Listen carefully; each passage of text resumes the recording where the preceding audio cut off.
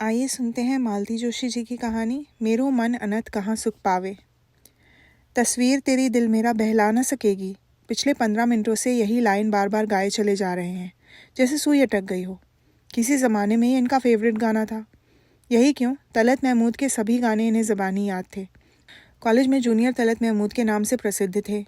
लड़कियाँ इनकी आवाज़ की दीवानी थीं, जिनमें से एक मैं भी थी। जब दोबारा उन्होंने वही लाइन दोहराई तो मुझसे रहा नहीं गया। तलत महमूद साहब, लगता है बुढ़ापा असर दिखा रहा है। अगली लाइन याद नहीं आ रही है तो मैं बताऊं? अगली लाइन की इस समय ज़रूरत भी नहीं है। मैंने तो सोच रखा है कि जब तक तुम इस फ़ोटो पर नज़रें गड़ाए रखोगी, मैं यही लाइन गाता रहूँगा। अब मुझे होश आया। सचमुच मैं कितनी देर से अंशुमन के उस फ़ोटो को देखे जा रही थी, जो ऋचा ने मोबाइल पर भेजी थी। स्कूल के फैंसी ड्रेस शो में वो इंडियन प्रिंस बना था और उसे पहला इनाम मिला था। सचमुच राजकुमार लग रहा है ना? मैंने गदगद होते हुए कहा। मैं ऋचा से कहूँगी इसकी नज़र उतार दे, कहीं मेरी ही नज़र न लग जाए। उसे नज़र लगेगी या नहीं पता नहीं, पर इस तरह एकटक देखती रहोगी तो तुम्हारी नज़र ज़रूर धुंधला जाएगी। क्या करूँ, अब तस्वीर पर ही गुजारा करना पड़ता है। पास में होता तो छाती से लगाकर कितना लाड़ करती। तो चली जाओ ना, बेटा बुला तो रहा है। वो तो ग्रीन कार्ड बनवाने को कह रहा है, वहीं रह जाना। कैसे चली जाऊं? आप तो जाएंगे नहीं, और आप अच्छी तरह से जानते हैं कि आपको छोड़कर मैं जा नहीं सकती। हाँ यार, मैं वहाँ बोर हो जाता हूँ। 4-6 दिन अच्छा लगता है, बच्चों से मिलकर खुशी भी होती है, पर फिर अपना घर, अपना परिवेश, अपने मित्र परिवार याद आने लगते हैं। तुम तो वहाँ जाकर किचन में गुम हो जाती हो। पहले अच्छा था, वहाँ कोई चीज़ समझ में नहीं आती थी तो मुझे बुला लेती थी। अब तो एक्सपर्ट हो गई हो, मेरी ज़रूरत ही नहीं है। औरत बेचारी हमेशा दुविधा में ही रहती है, बच्चों को देखे कि बच्चों के बाप को देखे। सबको खुश रखना सचमुच बहुत मुश्किल है। और रसोई में गुम हो जाती हूँ तो इसलिए कि चाहती हूँ कि उन्हें अपने हाथ से बना के कुछ खिलाऊं। यहाँ जब भी उन लोगों के कुछ पसंद का बनाती हूँ तो मेरे गले से नहीं उतरता है। उन लोगों की याद हो जाती है। लोग ठाकुर जी को भोग लगाकर तृप्त होते हैं, मैं तो अपने बच्चों को खिलाकर तृप्त होती हूँ। मोह माया छोड़ो देवी, तुम्हें मोक्ष नहीं मिलेगा। यहाँ मोक्ष की दरकार किसे है? मेरा घर द्वार ही मेरे लिए काशी हरिद्वार है। मुझे और किसी चीज़ से सरोकार नहीं है। हमारा वार्तालाप एक आध्यात्मिक मोड़ लेने लगा था, तभी दरवाजे की घंटी बजी। खोलकर देखा तिवारी जी थे। इन्हें भी इसी समय आना था। हमारी बात का सूत्र पकड़ लेंगे तो आधा घंटा प्रवचन दे डालेंगे। आइए पंडित जी, इन्होंने स्वागत करते हुए कहा। बहुत दिनों बाद दर्शन दिए। दर्शन तो आपके दुर्लभ हो गए हैं महाशय। मैंने तो डरते डरते घंटी बजाई थी कि पता नहीं आप यहाँ हैं भी कि नहीं। साल में 2 बार तो आप अमेरिका जाते हैं। साल में 2 बार नहीं पंडित जी, 2 साल में 1 बार, वो भी जब बेटा टिकट भेजता है। साल में 2 बार जाने के लिए मैं कोई टाटा बिरला अंबानी थोड़ी हूँ। आप भाग्यवान हैं सर, बेटा 7 समंदर पार से आपके लिए टिकट भेजता है। हमारा तो 200 किलोमीटर पर है, पर हमारे लिए वही अमेरिका हो गया है। अरे हाँ, सत्येन तो अब भोपाल आ गया है ना। चलिए, पास आ गया है, नहीं तो कहाँ रीवा और मुरैना जैसी दूर जगहों में था। भोपाल तो अब 3-3.5 घंटों में पहुँच सकते हैं। अरे जाने को तो हम दूर भी जा सकते थे, 1-2 बार गए भी हैं, पर अब हिम्मत नहीं पड़ती। क्यों? बेटा अफसर हो गया है, उसे हमारी चाल ढाल रहन सहन सब दकियानूसी लगने लगे हैं। हमारा धोती बांधना उसे अच्छा नहीं लगता। अब बताइए, इस उम्र में हम पैंट पहनेंगे? हमारा खुले बदन पूजा करना उसे अच्छा नहीं लगता, जबकि पूजा हम अपने कमरे में ही करते हैं। बाहर तो ठाकुर जी के लिए कोई द्वार ठिकाना ही नहीं है। हम रिक्शे पर कहीं जाएं तो उसकी तौहीन होती है। गाड़ी में कहीं भेजेंगे तो 10 बार जताएंगे। ड्राइवर सुबह से आया हुआ है, उसे जल्दी छोड़ना है। कहीं बेटे को हम गलती से सत्तू कहकर पुकार लें तो बहू रानी नाराज़ हो जाती हैं। हमारा नौकरों चाकरों से बतियाना उन्हें पसंद नहीं आता। हमारी पत्नी सीधे पल्ले की साड़ी पहनती है तो बहू को शर्म आती है। कहती है, मम्मी जी, आपकी साड़ी की वजह से कल मेरी फ्रेंड्स ने आपको महराजिन समझ लिया था। ये बोले, कायदे से इंट्रोड्यूस करा देना चाहिए कि ये मेरी मदर इन लॉ है, फिर कोई गलतफहमी नहीं होगी। मैं कहती हूँ कि अगर किसी ने गलत बात कही भी है तो बताने की ज़रूरत क्या है? मैंने कहा। वाह, बताएगी नहीं तो मम्मी जी को समझाइश कैसे मिलेगी कि उनके पहनावे से कितनी शर्मिंदगी उठानी पड़ती है। हम तो साहब अब पछता रहे हैं। पेट काट कर उसे इतना पढ़ाया लिखाया, वो किस काम आया? इससे तो अच्छा हमारी तरह क्लर्क बन जाता, कम से कम घर से तो जुड़ा रहता। मेरी बेटियां तो भाई की अफसरे से इतना खौफ खाती हैं कि वहाँ जाती ही नहीं है। यार वो बुलाता भी नहीं। हमें तो लगता है हमारे बाद दोनों का पीहर ही छूट जाएगा। मैं एकदम उठ खड़ी हुई। इस अप्रिय प्रसंग को समाप्त करते हुए मैंने कहा, मैं चाय बना रही हूँ पंडित जी, चीनी तो लेते हैं ना? चाय बाद में बनाइएगा भाभी जी, पहले जिस काम के लिए आया हूँ वो तो कर दूँ। अपनी ही रामायण लेकर बैठ गया। फिर उन्होंने हम दोनों के हाथ में एक खूबसूरत कार्ड थमा दिया। सोसाइटी के मंदिर में भगवत सप्ताह का आयोजन था। सोसाइटी के इस मंदिर में आयोजन होते ही रहते हैं और तिवारी जी स्वेच्छा से सारी व्यवस्था देखते हैं। चाय और चंदा लेने के बाद तिवारी जी चले गए, पर मन को उदास कर गए। कितनी विपरीत परिस्थितियों में उन्होंने बेटे को पढ़ाया था, हम सब ने देखा था। बेटा होनहार था, माँ बाप के कष्टों को उसने सार्थक किया। उसकी नौकरी के कारण एक संपन्न घर की कन्या ने बहू के रूप में घर में पदार्पण किया। बस उसी दिन से लड़का पराया हो गया। मैं अपने ही विचारों में खोई हुई थी कि एकाएक इन्होंने कहा, तुम्हारी बहू तो तुम्हें महराजिन नहीं कहती है ना? क्या बात कर रहे हैं? कहती नहीं, पर समझती ज़रूर है। इसलिए तुम्हारे जाते ही रसोई घर तुम्हें सौंप कर निश्चिंत हो जाती है। कैसी बात कर रहे हैं? लगता है पंडित जी की बातों ने आपका दिमाग खराब कर दिया है। मेरा दिमाग पहले से ही खराब पड़ा है, इसीलिए तो वहाँ जाने का मन नहीं होता। वहाँ जाते ही तुम किचन में घुस जाती हो और बहू रानी की मौज हो जाती है। वो मुझसे कुछ भी करने को नहीं कहती, मैं ही अपने मन से करती हूँ। आई हूँ तो उसे थोड़ा आराम दे दूँ। बेचारी घर बाहर दोनों जगह खटती है, और पता है सबसे कहती है कि मम्मी जी आती हैं तो मुझे बहुत आराम हो जाता है। तो कभी मम्मी जी के आराम की भी तो सोचे ना। कभी तो ये कहे कि मम्मी जी आप वहाँ अकेले सब करती हैं, अब आराम कीजिए। बल्कि हमें जब भी बुलाया गया है काम के लिए ही बुलाया गया है। मतलब हम कितनी बार यूएसए गए हैं? 4 बार। क्यों गए हैं? एक बार तो अंशुमन के जन्म के समय गए थे, दूसरी बार जब वो पीएचडी कर रही थी, तीसरी बार जब उसके पैर में फ्रैक्चर हुआ था, चौथी बार जब वे लोग ऋचा के भैया भाभी के साथ वर्ल्ड टूर पे गए थे। तब अंशुमन और उसके नाना दोनों को हमने ही देखा था। तो ज़रूरत के समय अपने ही तो याद आते हैं। ठीक है, पर कभी बिना ज़रूरत भी तो बुलाए। यही कह दे कि कुछ दिन आराम करने आ जाइए। वहाँ क्या आराम मिलेगा मुझे? न नौकर चाकर, वो काम करती रहेगी और मैं देखती रहूँगी। इससे तो मैं यहीं आराम से हूँ। आराम के लिए ना सही, घूमने के लिए तो बुला सकते हैं। लोग एक बार जाते हैं तो सारा अमेरिका घूम लेते हैं। हम 4 बार गए हैं, हमने क्या देखा? शहर के 2-3 मॉल्स, 2 मंदिर और एक पार्क। वहाँ जो घूमने आते हैं उनके लिए टिफ़िन बनाती रहती हो तुम बस। अब बस भी कीजिए, अपना दिमाग ख़राब कर लिया और अब मेरा भी करने पे तुले हुए हैं। बात तो खैर वहीं समाप्त हो गई, पर मेरे मन में एक प्रश्न चिन्ह सा छोड़ गई। मैंने देखा है आजकल ये राघव के यहाँ जाने के नाम से बिदकने लगे हैं। पहले का सा उत्साह नहीं रहा, और पिछली बार से तो मन एक करवाहट से भर गया है। उस बार राघव और ऋचा के भाई भाभी के साथ वर्ल्ड टूर पे गए थे। अंशुमन और उसके नाना जी को हमारे जिम्मे कर गए थे। अंशुमन तो बच्चा था, फिर भी मैनेजेबल था, पर उसके नाना जी ने नाक में दम कर दिया था। उन्हें इस बात का भी भान नहीं था कि हम लोग उनके नौकर नहीं समधी हैं। मुझे तो ऋचा की भाभी पर दया आने लगी थी। इस बुढ़ऊ को कैसे झेलती होगी बेचारी। हम तो 1.5-2 महीने में ही तंग आ गए थे। ये तो ऐसे बिफरे कि बच्चों के टूर से लौटते ही इन्होंने टिकट बनवाने के लिए कहा। तब से चिड़े हुए ही हैं। कोई महीना भर की बात है, 11:30 बजे फ़ोन की घंटी बजी। पहले इतनी रात को फ़ोन आता तो बड़ी घबराहट होती थी, पर अब खुशी होती है। समझ जाती हूँ कि बच्चों का होगा। फ़ोन राघव का ही था। हमेशा की तरह इन्होंने ही उठाया। कुशल क्षेम पूछने के बाद राघव ने कहा, आप लोगों को यहाँ आना है? कब की टिकट करवा दूँ? अब क्या हो गया? इनके स्वर में व्यंग्य साफ झलक रहा था। कुछ हुआ नहीं है, पर होने वाला है।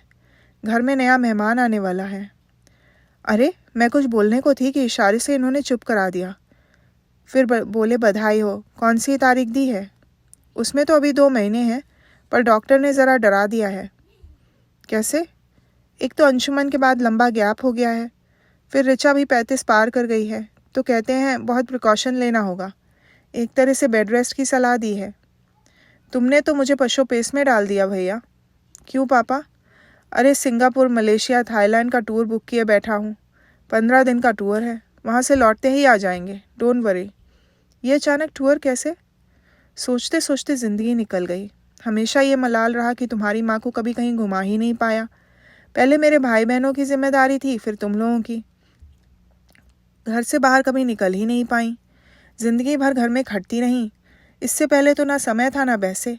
अब सोचता हूँ कि हाथ पैरों में ताकत है, आंखों में रोशनी है, तब तक थोड़ा घूम ले।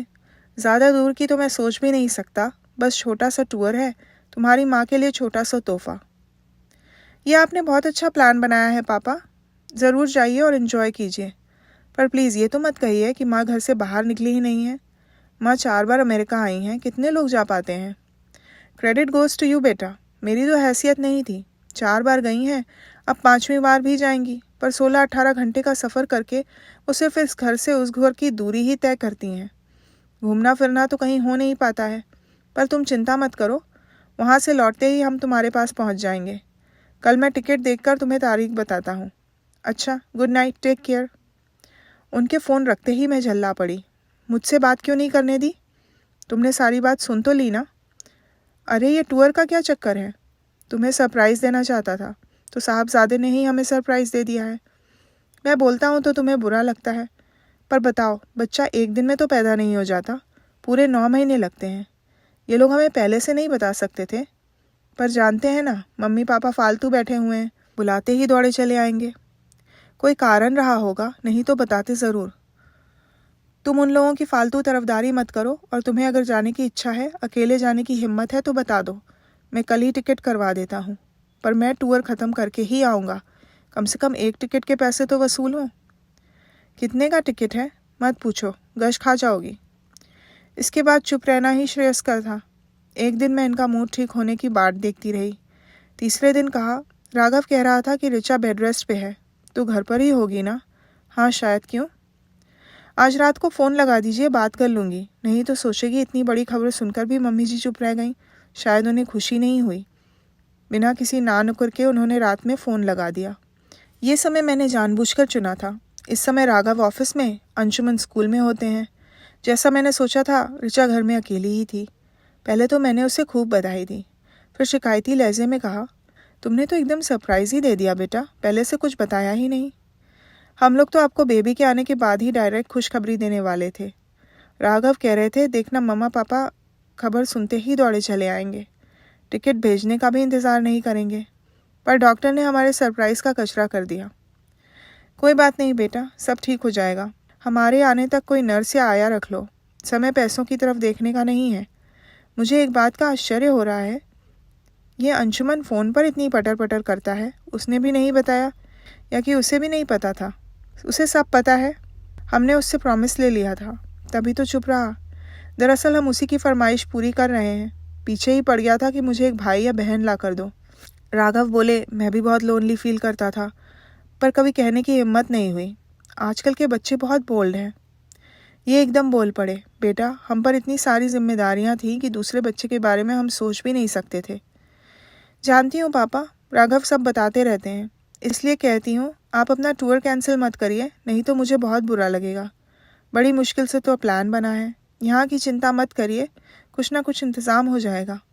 हाँ, आपका इंतज़ार रहेगा। फ़ोन रखने के बाद मेरे मुंह से अनायास ही निकल गया, बिना माँ की बच्ची है बेचारी, ममता हो आती है। माँ नहीं है ये तो मानता हूँ, पर वो दर्जन भर भाभियाँ और बहनें कहाँ गईं जो घूमने के लिए वहाँ जाती रहती हैं?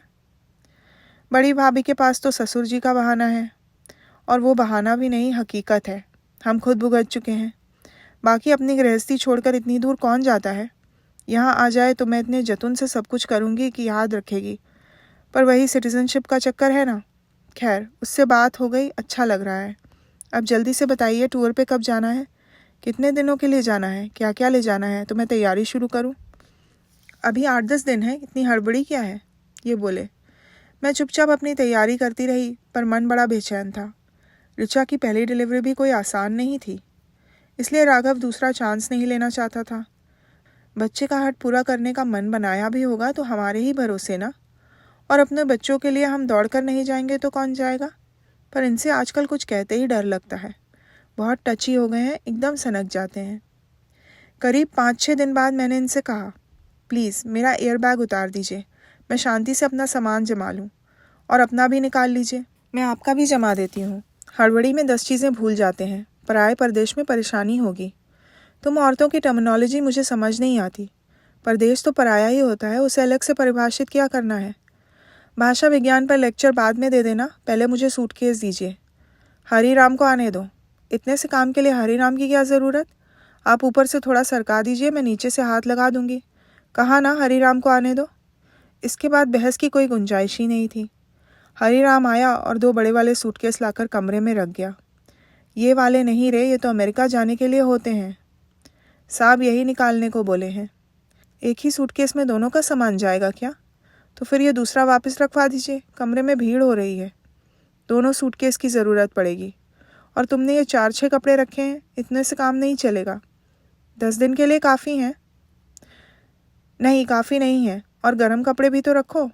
वहाँ सर्दी पड़ती है क्या? क्यों नहीं पड़ती? और अपनी गोलियाँ, दवाइयों की लिस्ट बनाकर मुझे दो। वहाँ बिना प्रिस्क्रिप्शन कुछ नहीं मिलता। मेरा माथा ठनका। हम लोग कहाँ जा रहे हैं? राघव के घर, और कहाँ? और उस सिंगापुर ट्रिप का क्या हुआ? कैंसिल कर दी। और इतना पैसा जो डूब जाएगा? बेटे से वसूल करूँगा। आप और बेटे से पैसे वसूल करेंगे? मेरे मन में एक शंका कौंधी। सचमुच किसी टूर का प्रोग्राम बनाया था या बेटे को चमका रहे थे? ये एकदम उठकर चल दिए। मैंने अपने आप को कोसा। मालूम है उनका मूड आजकल ठीक नहीं है, मजाक भी सहन नहीं कर पाते। मैं इस तरह सोच ही रही थी कि ये लौट आए। उनके हाथ में एक ब्रीफकेस थी। मेरे सामने उसे खोलकर रखते हुए बोले, अंग्रेज़ी पढ़ लेती हो ना, तो ये नीला वाला लिफाफा खोलकर पढ़ो। वो लिफाफा पढ़ने का मतलब होता मैं इन पर अविश्वास जता रही हूँ, इसलिए मैंने ब्रीफकेस बंद करते हुए कहा, चलिए आपने कहा और मैंने मान लिया, पर टूर कैंसिल क्यों किया? तुम्हारी वजह से। देखिए, मैं ये इल्ज़ाम अपने ऊपर बिल्कुल नहीं लूँगी। मैंने एक बार भी मना नहीं किया था। हाँ, तुमने मना तो नहीं किया था। तुम टूर पर जा रही थी आधे अधूरे मन से। तुम्हारी जान तो वहाँ बेटे बहू में रखी हुई थी। ये सब उठापटक मैं तुम्हारे लिए ही कर रहा था। जब देखा कि तुम्हारी सच्ची खुशी किसमें है तो कैंसिल कर दी। अब खुश? अब ज़िंदगी भर मुझे इस बात के लिए कोसते रहेंगे तो मुझसे बुरा कोई नहीं होगा, कह देती हूँ। तुम्हें क्यों कोसूंगा भाई? टिकट कैंसिल मैंने की है। अपने आप को कोसूंगा, पर मेरी वजह से कैंसिल की है ना? नहीं, अपनी वजह से। मतलब ये सरकार कि हम भी सीने में दिल रखते हैं। वो आपकी तरह स्नेहशील, क्षमाशील, सहनशील, संवेदनशील ना सही, पर हमारे सैन्य में भी एक छोटा सा दिल धड़कता है, बाप का दिल। अरे वाह, तो फिर इतने दिनों तक ये बाप का दिल कहाँ था? सिंगापुर घूमने गया था, इन्होंने हंसते हुए कहा। फिर गंभीर स्वर में बोले, मुझे एकाएक एहसास हुआ कि जैसे बच्चों से परे हमारी दुनिया नहीं है, उसी तरह बच्चों के पास भी तो हमसे ज़्यादा भरोसेमंद कोई नहीं। जिस समय उन्हें हमारी ज़रूरत है, हमें उनके साथ होना चाहिए। चिंताओं का इतना बड़ा बोझ मन पर लेकर प्लेजर ट्रिप पे जाएंगे तो क्या खाक प्लेजर मिलेगा? सिंगापुर कहीं भागा नहीं जा रहा है। ज़िंदगी रही तो फिर चले जाएंगे, इस जन्म में ना सही अगले जन्म में। पर वादा तो मुझे घुमाने का था, अगले जन्म में पता नहीं साथ कौन होगी। और किसी के लिए गुंजाइश ही कहाँ है? तुमने तो 7 जन्मों तक मुझे बुक कर लिया है। मुझ बेचारे को तो 7 जन्मों तक मुक्ति नहीं मिलेगी तुमसे। वाह रे बेचारे, मैंने दोनों हाथों से उनकी आरती उतारते हुए कहा। मेरी इस भंगिमा पर वो ठठाकर हंस पड़े। मुझे भी हंसी आ गई। पता नहीं कितने दिनों बाद हम इस तरह खुलकर हंसे थे। तो ये थी कहानी मालती जोशी जी की। सुनने के लिए धन्यवाद।